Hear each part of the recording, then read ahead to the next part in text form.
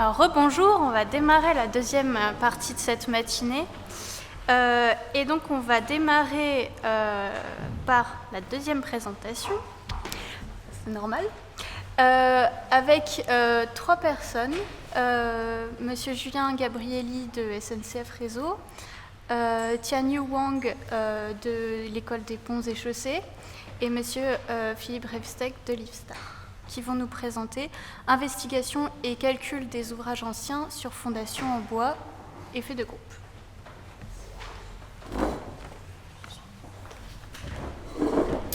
Donc pour commencer, merci beaucoup au CFMS Jeunes de nous avoir invités à présenter ces travaux. Tianyu a effectué cette étude sur les calculs des ouvrages anciens sur fondation en bois, avec en particulier sur l'effet de groupe. Elle a été encadrée par Philippe Revsteg ici présent et Shi Weishen qui n'a pas pu se joindre à nous aujourd'hui. Voilà. Donc rapidement, je vais vous présenter le patrimoine SNCF. L'état des connaissances va être présenté par Philippe. Les enjeux par moi-même. Tianyu va présenter son travail. Et après, on va parler des conclusions, perspectives de suite. Et après, échanger un petit peu. Voilà. Donc le patrimoine ouvrage d'art à la SNCF Réseau. On a déjà 30 000 km de lignes exploitées. Plus de 100 000 ouvrages d'art. Dont 27 000 murs de soutènement et ouvrages de revêtement, 1500 tunnels, un nombre déterminé de 40 000 petits ouvrages sous voie, donc c'est tout ce qui est ouvrage hydraulique inférieur à 2 mètres de diamètre, dont 32 000 ponts, donc avec une ouverture supérieure à 2 mètres, 7 500 en fondation en site aquatique. Sur les 32 000, on a 1500 en fondation inspectées par personnel hyperbar. Et sur les 32 000, on a à peu près 1000 détectés comme étant sur pieux bois. Et donc nous, sur les pieux bois, on a un comportement au niveau de la SNCF où, sous l'accord du directeur d'établissement, on a une surveillance supplémentaire avec des suivis topométriques et un cycle de visite plus raccourci. Donc ça demande pas mal d'investissement. Voilà, donc tout ça pour vous montrer, ça c'est seulement un petit ouvrage hydraulique qui a été découvert sur pieux bois, personne ne le savait. Un mur de soutènement dans les Pyrénées lors d'une inspection, la ligne est fermée, je vous rassure, mais en passe d'être ouverte. On a découvert un platage bois sous la structure, donc on a bien une présence de structure bois dans une structure maçonnerie ancienne. Quand je dis ancienne, c'est-à-dire que le réseau a été construit à partir de 1850. Et si je reviens en arrière, pour vous donner l'exemple des ponts métalliques, il y en a 50% qui ont été construits avant 1900. Voilà. Et après 20% entre 1900 et 1950. Pour bien vous montrer l'ancienneté du... l'ancienneté du... Voilà. Oui, je passe directement.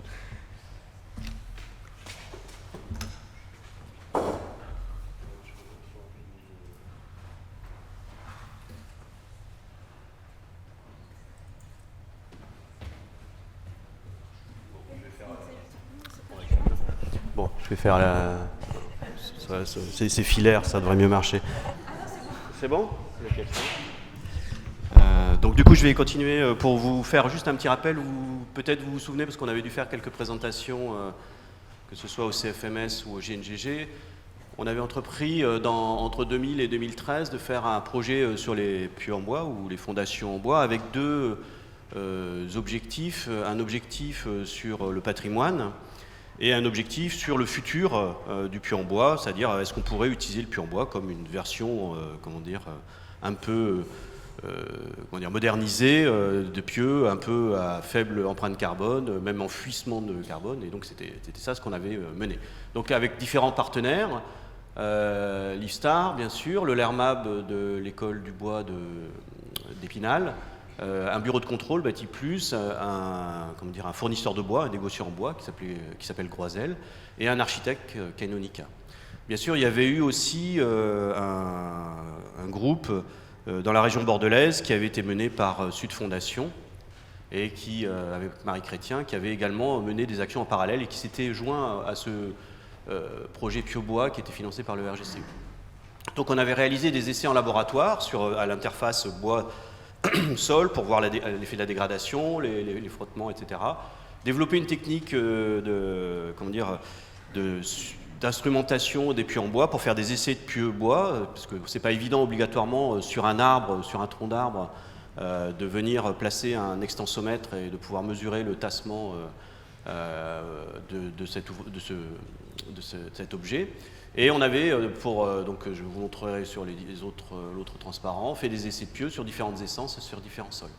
On avait collecté, puisqu'aux États-Unis, au Canada, et puis dans d'autres pays européens comme la Hollande. Alors la Hollande, ça a été un peu difficile parce qu'ils ont fait 60 essais, mais on n'a jamais réussi à les récupérer. Mais sur d'autres zones d'Europe, on avait récupéré une base de données pour pouvoir caler les coefficients de la méthode pressiométrique directe que l'on utilise habituellement.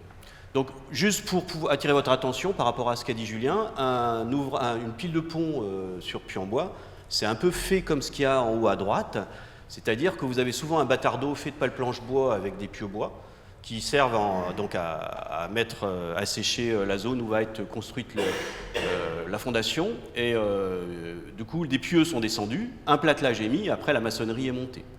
Donc ça a l'avantage, c'est que c'était assez efficace, hein, ça a été fait pendant des millénaires, puisque ça a commencé avec les Romains, et on en a encore quelques exemples, et ça a fini en 1800, lors de la construction, avant le XXe siècle, pour la construction des ouvrages du réseau ferré.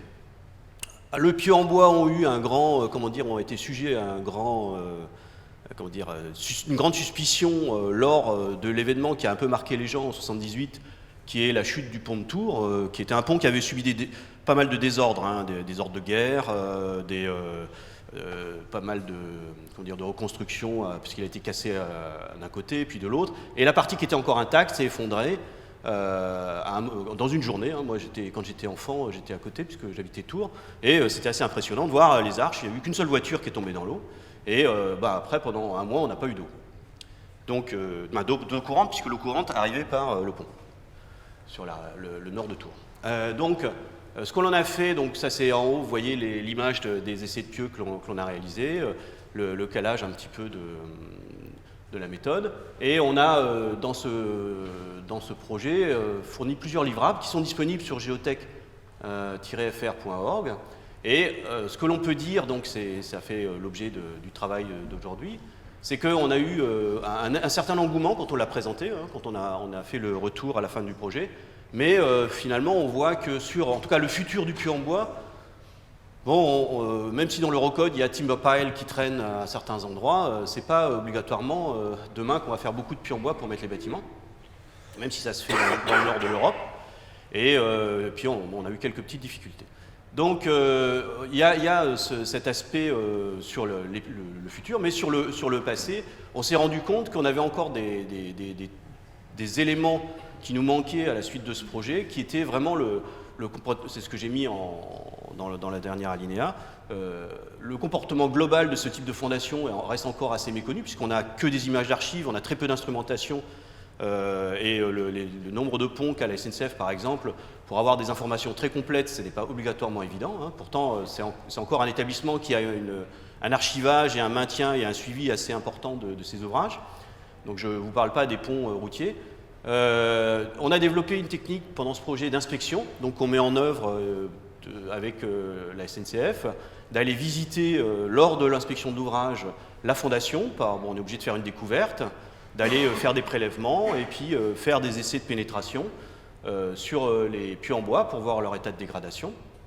Et puis, du coup, continuer à développer ces techniques-là amène aussi à peut-être aussi faire un calcul prenant en compte tous ces aspects, c'est-à-dire fonctionnement global, évolution dans le temps des pieux et puis nature des ouvrages. Donc c'est ce que va présenter Tianyu, à qui je vais laisser la parole et qui va... Non, c'est Julien. C'est moi, c'est pas grave. Non, pour les enjeux donc au niveau de la SNCF, avant que Tianyu prenne la parole, c'est que sur ces ouvrages-là, on part du principe que pour assurer la sécurité des personnes, des circulations, on se base sur la surveillance et sur la maintenance. Sur la surveillance, on va envoyer des gens spécialisés pour inspecter nos ouvrages. Sur la maintenance, on va faire l'entretien, la réparation et la régénération. Donc sur 1000 ouvrages, bon, par rapport à 100 000, c'est quand même le pieu bois est un point dur parce que c'est une question redondante sur les études. J'ai des pieux de bois, qu'est-ce que je peux faire? Julien, qu'est-ce que je peux faire? Charlotte, c'est une question, on nous demande, est-ce qu'on peut forer dedans? Est-ce qu'on peut faire des micro-pieux sur les côtés? C'était l'idée donc de travailler, d'approfondir un peu le sujet pour les compétences en interne et aussi un peu se donner une ligne de conduite pour toute la SNCF Réseau.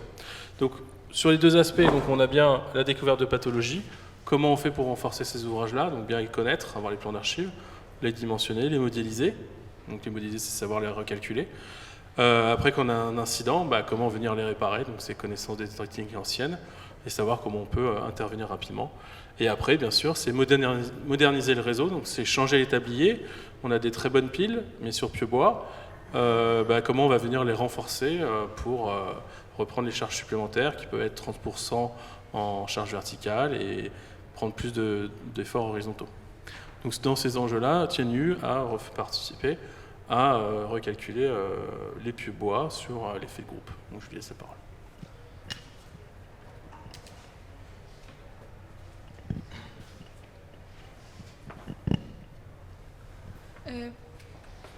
Bonjour à tous. Maintenant, je vais vous présenter la partie méthodologie possible pour calculer la fondation en bois. Et il y aura deux parties dans ma présentation. La première partie, c'est la modélisation numérique en 2D. Ensuite, c'est la modélisation en 3D. Tout d'abord, en 2D, avant de faire la modèle, on fait différents scénarios de la dégradation. Et pour la culée, on suppose ici, c'est la file au plus près de la rivière qui va être dégradée. Alors pour la pile, ça sera les pieux dans la périphérie qui va être dégradés. Donc ici, on va nommer les pieux dégradés sont les pieux de type 1 et les pieux intacts sont les pieux de type 2. Et dans la modèle 2D, on a pris une rangée de pieux et on suppose que les pieux à gauche et à droite sont les pieux de type 1 et les restes de pieux dans le centre sont les pieux de type 2. Voici notre modèle en 2D. En fait, il y a 3 composants dans notre modèle. C'est la maçonnerie, plâtrage en bois et les pieux. Et selon l'inspection, chaque composant pourrait être en bon ou en mauvais état. Si tous les composants sont en bon état, ça sera le cas plus optimiste, c'est le cas A. Et s'il y a le pieu de type 1 à 10 cm de dégradation, ça sera le cas B. Et pour le pieu de type 1 à 20 cm de dégradation, ça sera le cas C. Et si on veut prendre en compte un vieillissement de matériaux, ça veut dire qu'on va diminuer le module de Young de chaque composante. On va le considérer, c'est le KA100 et KB100. Et on a appliqué une charge linéaire sur la partie maçonnerie et on va dégrader la fondation de plus en plus de KA jusqu'à KC. Voici notre résultat pour la distribution des charges. Ici, on voit qu'en fait, pour les pieux au port, ils reprennent toujours plus de charges par rapport à les pieux centraux. Et si on regardait les contraintes sur la tête de chaque pieu, en fait, là, l'augmentation de contraintes principalement existe chez les pieux de type 1. Et si on va diminuer le module de Young de chaque composante, on voit en fait le résultat ne change pas beaucoup par rapport à l'état initial. Parce qu'en fait, dans notre modèle, sauf le sol qui a un comportement élastoplastique avec un critère de Moore-Coulomb, tous les restes composantes ont un comportement élastique. Et maintenant, on va appliquer le modèle 2D à un cas réel, c'est le bras sur Isaac. Alors dans cet ouvrage-là, le diamètre de chaque pieu est de 30 cm et il y a en total 110 pieux sous la culée de chaque côté. Et voici notre résultat également. Tout d'abord, on fait une distribution des charges. On voit ici en fait le KB est encore plus proche que KA, mais les pieux dans la périphérie, ils prennent toujours plus de charges que les pieux centraux. Si on regardait les contraintes, on voit ici cette fois-ci, quand on passe de KA à KB, les contraintes ne changent pas beaucoup. Mais si on arrive à KC, les contraintes augmentent fortement chez le pieu de type 1. Du coup, en conclusion, plus les pieux sont nombreux dans un rang, moins la dégradation des pieux dans la périphérie influence la stabilité de la fondation. Et on sait qu'en fait, la fondation en bois a une forme comme une fondation mixte. Du coup, ici, on va sortir les contraintes verticales sur le platelage en bois et on définit un coefficient ρ qui est égal à la charge prise par les pieux sur la charge totale appliquée. Et on a fait le calcul, on a vu ici en fait pour Isaac le Ka, et il y a 10% de charge qui est reprise par le radier. Et si les pieux sont encore dégradés, il y aura plus de charge qui est reprise par le radier. Et maintenant, je vais vous parler de la modélisation numérique en 3D. Tout d'abord, on va faire une définition pour une fondation mixte et un couple de pieux. Pour un couple de pieux, le radier est sans contact avec le sol. Alors pour une fondation mixte, le radier est en contact avec le sol. D'abord, on a fait une étude paramétrique. Ici, on a pris le cas de Poulos et Nguyen. Dans cet exemple-là, le diamètre de chaque pieu est de 50 cm et il y a en total 9 pieux dans le couple. Ici, avec César 3D, on a tracé la courbe charge tassement pour cette structure-là et ensuite, on l'a comparée avec les résultats de Poulos et Nguyen. On voit ici, en fait, dans la modélisation 3D, même si on a utilisé les différents logiciels, mais les résultats sont proches et ça veut dire qu'en fait, notre modèle 3D est valide. Et si on regarde les résultats en 2D, on voit que en fait, là, le tassement est toujours un peu surestimé. Du coup, dans la partie suivante, on va utiliser la modélisation 3D pour calculer le tassement et la portance. Et ici, en fait, Poulos, il a aussi utilisé une méthode analytique, c'est une méthode PDR. Alors, cette méthode-là est citée par Borel. En fait, ils ont considéré la charge limite d'une fondation mixte égale à la charge limite du semelle, plus la charge limite du couple de pieux. C'est-à-dire, en fait, si on veut avoir le tassement d'un couple de pieux et le radier, on a pris la partie élastique de ces deux courbes-là et après on la combine pour voir la réponse de tassement d'une fondation mixte. Et ici, pour avoir le tassement d'un couple de pieux et la semelle, on peut l'obtenir soit avec la méthode numérique en éléments finis ou soit avec la méthode pressiométrique.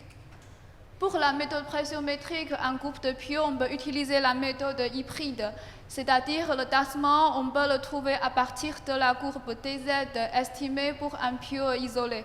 Et pour la semelle, on va utiliser l'annexe J de la norme 94-261 pour calculer.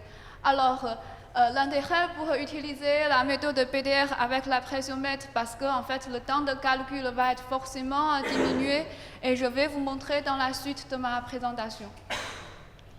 Et maintenant, tout d'abord, on va utiliser la méthode PDR avec outils numériques.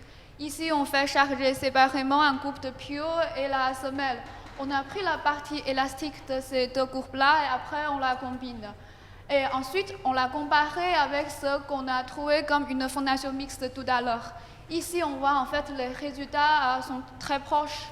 Ça veut dire en fait la méthode PDR peut très bien estimer le tassement d'une fondation mixte si on peut déterminer la réponse de tassement pour un couple de pieux et un radier. Et maintenant, on va appliquer la méthode PDR avec la pressiomètre. Ici, tout d'abord, on va définir un coefficient d'efficacité de couple CG. Alors, ce CG est égal à la charge limite du couple sur la somme des charges limites des pieux dans le couple. Dans notre exemple-là, ce CG, on va utiliser la formule converse la part pour calculer et c'est égal à 0,85. Donc, après, on calcule la portance d'un pieux isolé, on la fois sur 9. Ensuite, on applique la charge coefficient d'efficacité de couple et on trouve que c'est environ 5,5 méganewtons.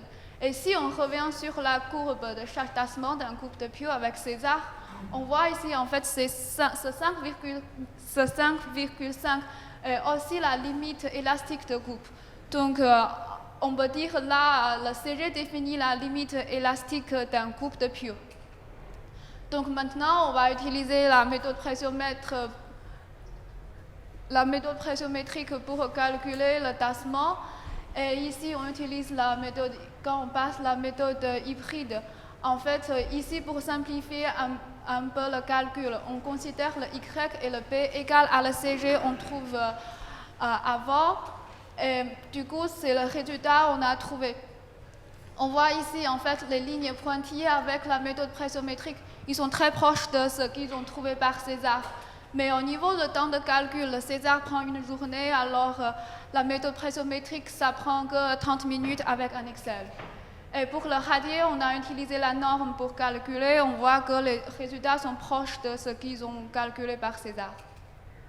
Et maintenant, on va appliquer le modèle à un autre cas réel, c'est le viaduc de Paval. Donc ici, on a la caractéristique géométrique des pieux, la descente de charge. On a aussi calculé la portance d'un pieu isolé. Après, on fait une modélisation et ici, pour simplifier un peu le calcul, la modélisation est faite en une symétrie avec 42 pieux. Donc voici la réponse de charge tassement. Et maintenant, on va utiliser la méthode PDR pour retrouver la réponse comme une fondation mixte tout à l'heure. Et du coup, on fait charger le couple de pieux et le radier par la méthode numérique et aussi par la méthode pressiométrique.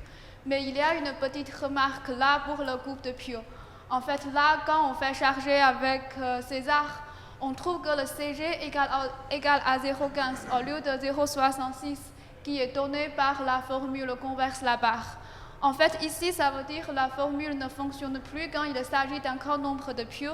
Souvent, c'est une centaine en général pour un couple de pieux en bois.